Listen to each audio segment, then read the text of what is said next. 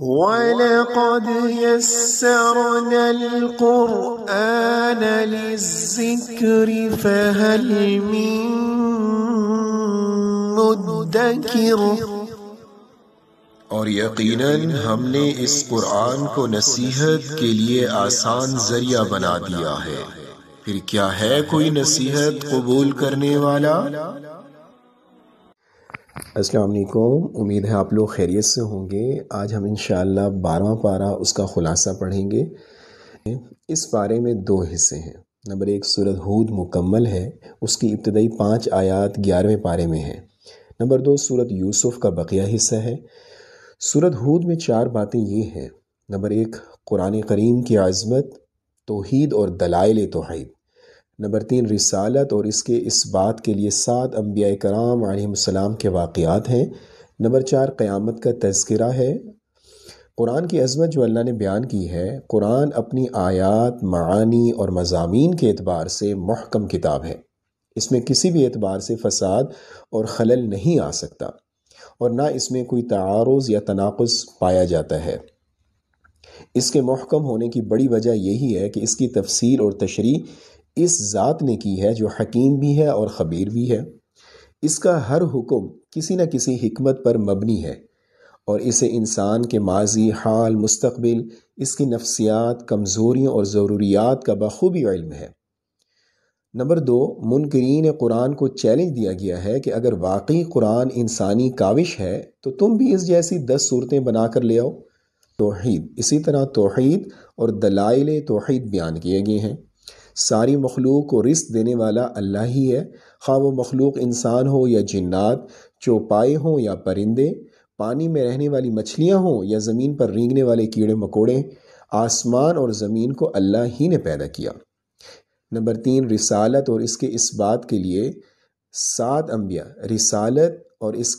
Number 3 رسالت اور اس کے اثبات کے لیے 7 انبیاء کرام علیہم السلام کے واقعات ہیں۔ نمبر 1 حضرت نوح علیہ السلام، ان کی قوم ایمان نہیں لائی سوائے چند کے۔ انہوں نے اللہ کے حکم سے کشتی بنائی، ایمان والے محفوظ رہے، باقی سب غرق ہو گئے۔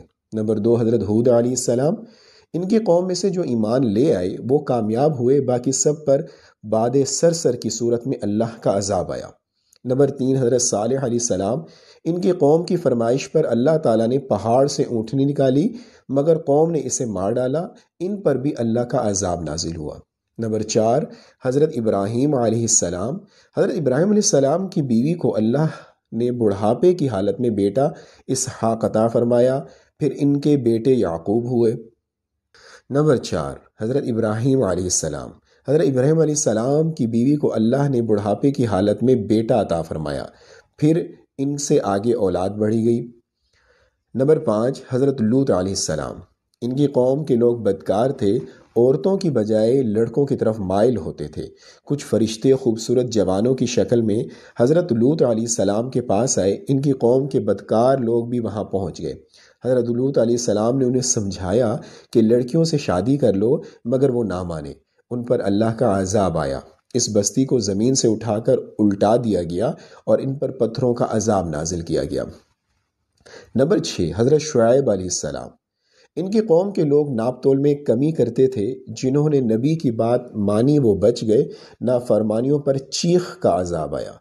نمبر 7 حضرت موسیٰ علیہ السلام، فرعون نے ان کی بات نہیں مانی، اللہ نے اس کے اور اس کے ماننے والوں کو ناکام کر دیا۔ ان واقعات میں ایک طرف تو عقل، فہم، سمع، بصر والوں کے لیے بے پناہ عبرتیں اور نصیحتیں ہیں، دوسری طرف حضور اکرم صلی اللہ علیہ وسلم اور مخلص اہل ایمان کے لیے تسلی اور ثابت قدمی کا سامان اور سبق ہے۔ اسی لیے یہ واقعات بیان کرتے ہوئے آپ کو استقامت کا حکم دیا گیا، جو کہ حقیقت میں پوری امت کو حکم ہے۔ استقامت کوئی آسان چیز نہیں ہے، بلکہ انتہائی مشکل صفت ہے جو اللہ کے مخصوص بندوں کو ہی حاصل ہوتی ہے۔ استقامت کا مطلب ہے پوری زندگی ان تعلیمات کے مطابق گزار دی جائے جن کے مطابق گزارنے کا اللہ نے حکم دیا ہے۔ نمبر 4 قیامت کا تذکرہ۔ روز قیامت انسان کی 2 قسمیں ہوں گی، نمبر 1 بدبخت لوگ، نمبر 2 نیک بخت لوگ۔ بدبختوں کے لیے ہولناک عذاب ہوگا جب تک اللہ چاہیں گے، حالت کفر پر مرنے والے ہمیشہ ہمیشہ کے لیے جہنم میں رہیں گے۔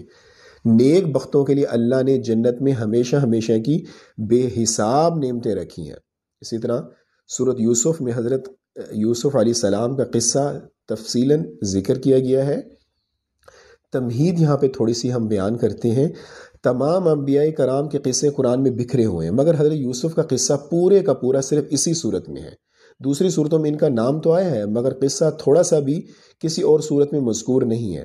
حضرت یوسف علیہ السلام کا قصہ ہمارے نبی اکرم صلی اللہ علیہ وسلم کی مبارک زندگی کے بہت زیادہ مشابہ ہے۔ آپ علیہ السلام کے بھی قریشی بھائیوں نے آپ سے حسد کیا، آپ کو مکہ چھوڑ کر جانا پڑا۔ حضرت یوسف علیہ السلام کنویں میں رہے، آپ علیہ السلام غار ثور میں رہے۔ وہ مصر گئے، آپ مدینہ گئے۔ وہ وزیر بنے، آپ پہلی اسلامی مملکت کے حاکم بنے۔ بعد میں بھائی ان کے سامنے شرمندہ ہو کر آئے۔ آپ کے سامنے بھی فتح مکہ کے موقع پر سب نے گردن جھکا لی۔ انہوں نے کہا لا تثریب علیکم اليوم، آج کے دن سے تم پر کوئی عتاب و ملامت نہیں ہے۔ آپ علیہ السلام نے بھی فرمایا میں تم سے وہی کہتا ہوں جو میرے بھائی یوسف نے اپنے بھائیوں سے کہا تھا۔ تو قصہ حضرت یوسف علیہ السلام کا یہ ہے۔ حضرت یعقوب علیہ السلام کے 12 بیٹے تھے۔ حضرت یوسف ان میں سے غیر معمولی طور پر حسین تھے۔ ان کی سیرت اور صورت دونوں کے حسن کی وجہ سے ان کے والد حضرت یعقوب علیہ السلام ان سے بے پناہ محبت کرتے تھے۔ ایک مرتبہ حضرت یوسف علیہ السلام نے خواب دیکھا، اپنے والد گرامی کو اپنا خواب سنایا کہ 11 ستارے، چاند اور سورج مجھے سجدہ کر رہے ہیں۔ ان کے والد نے انہیں منع کیا کہ اپنا یہ خواب اپنے بھائیوں کو مت بتلانا۔ باپ کی بیٹے سے اس محبت کی وجہ سے بھائی حسد میں مبتلا ہو گئے۔ وہ اپنے والد کو تفریح کا کہہ کر حضرت یوسف علیہ السلام کو جنگل میں لے گئے اور آپ کو کنویں میں گرا دیا۔ وہاں سے قافلہ گزرا، انہوں نے پانی نکالنے کے لیے کنویں میں ڈول ڈالا تو اندر سے حضرت یوسف علیہ السلام نکل آئے۔ قافلے والوں نے مصر جا کر بیچ دیا، عزیز مصر نے خرید کر اپنے گھر میں رکھ لیا۔ جوان ہوئے تو عزیز مصر کی بیوی آپ پر فریفتہ ہو گئی۔ اس نے برائی کی دعوت دی، آپ نے اس کی دعوت ٹھکرا دی۔ عزیز مصر نے بدنامی سے بچنے کے لیے آپ کو جیل میں ڈلوا دیا۔ قید خانے میں بھی آپ نے دعوت توحید کا سلسلہ جاری رکھا، جس کی وجہ سے قیدی آپ کی عزت کرتے تھے۔ بادشاہی وقت کے خواب کی صحیح تعبیر اور تدبیر بتانے کی وجہ سے آپ اس کی نظروں میں جچ گئے۔ اس نے آپ کو خزانے، تجارت اور مملکت کا خود مختار وزیر بنا دیا۔ مصر اور گرد و پیش میں قحط کی وجہ سے آپ کے بھائی غلہ حاصل کرنے کے لیے مصر آئے۔ 1-2 ملاقاتوں کے بعد آپ نے انہیں بتایا میں تمہارا بھائی یوسف ہوں۔ پھر آپ کے والدین بھی مصر آ گئے اور سب یہیں آ کر آباد ہو گئے۔ حضرت یوسف علیہ السلام کے قصے سے ہمیں کیا نصیحت اور کیا عبرت حاصل ہوتی ہے؟ نمبر 1 مصیبت کے بعد راحت ہے۔ نمبر 2 حسد خوفناک بیماری ہے۔ نمبر 3 اچھے اخلاق ہر جگہ پر کام آتے ہیں۔ نمبر 4 پاک دامنی تمام بھلائیوں کا سر چشمہ ہے۔ نمبر 5 نامحرم مرد اور عورت کا اختلاط تنہائی میں نہیں ہونا چاہیے۔ نمبر 6 ایمان کی برکت سے مصیبت آسان ہو جاتی ہے۔ نمبر 7 معصیت پر مصیبت کو ترجیح دینی چاہیے۔ نمبر 8 داعی جیل میں بھی دعوت دیتا ہے۔ نمبر 9 موضع تہمت سے بچنا چاہیے۔ نمبر 10 جو حق پر تھا اس کی سب نے شہادت دی۔ اللہ تعالیٰ نے خود حضرت یوسف علیہ السلام کی، عزیز مصر کی بیوی نے، عورتوں نے، عزیز مصر کے خاندان کے ایک ایک فرد نے۔ یہ تھا 12ویں سپارے کا خلاصہ اور سورۃ یوسف اس میں تفصیلاً ذکر کی گئی۔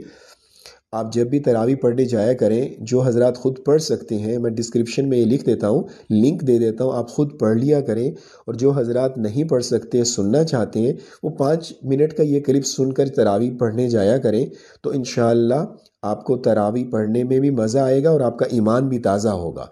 دعا ہے اللہ تعالی ہمیں اس پر عمل کرنے کی توفیق عطا فرمائے۔ انشاءاللہ اگلی ویڈیو میں 13ویں سپارے کے خلاصے کے ساتھ حاضر ہوتے ہیں، تب تک کے لیے اللہ نگہبان۔